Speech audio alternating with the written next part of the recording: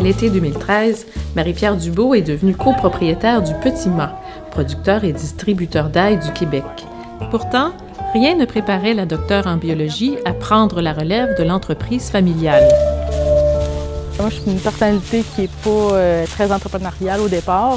Puis il y a aussi, là, vu qu'on est producteur d'ail, il y a toute la mise en marché dans l'agroalimentaire, comment ça se passe en épicerie, l'image de marque, etc. Donc, il y a tout l'aspect marketing aussi au niveau de l'agroalimentaire. Là, on se remet en question assez souvent, disons. Là, ouais. C'est l'objectif du programme Agro-Phytosciences. Former les scientifiques de la prochaine génération qui ont les compétences pour travailler autant en laboratoire que sur le terrain de la production. C'est des gens qui doivent avoir une très grande autonomie et qui doivent être capables de travailler avec des équipes qui relèvent de plusieurs disciplines, de la production végétale, de l'économie, des finances, des études de marché, des préoccupations sociales des consommateurs. Ils doivent être capables de jongler avec un peu tout ça. Puis on essaie de leur donner des outils justement pour qu'ils soient capables de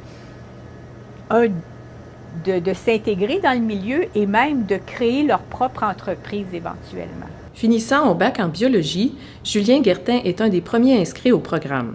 Il souhaite avoir un jour sa propre entreprise spécialisée dans la lutte aux maladies végétales. Je ne me vois pas vraiment avoir une carrière académique dans le sens d'être chercheur à l'université ou quelque chose comme ça.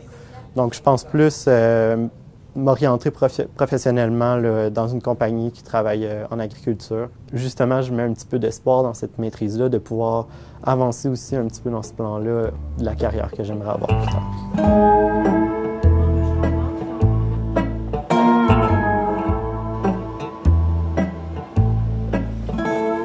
Au Québec et au Canada, dans le monde des productions végétales, on a plutôt des petites et des moyennes entreprises qui, pour certaines, n'ont pas beaucoup développé de recherche à l'interne, mais qui doivent faire un pas de plus pour accroître la productivité végétale dans un contexte où on sait, où on a de plus en plus de restrictions parce qu'il y a plusieurs produits qu'on ne peut pas employer parce que c'est toxique, parce qu'on a un souci écologique plus grand et aussi parce qu'on ne connaît pas comment le climat va changer dans le futur. Le programme comporte aussi un stage pour assurer une transition efficace vers le monde professionnel.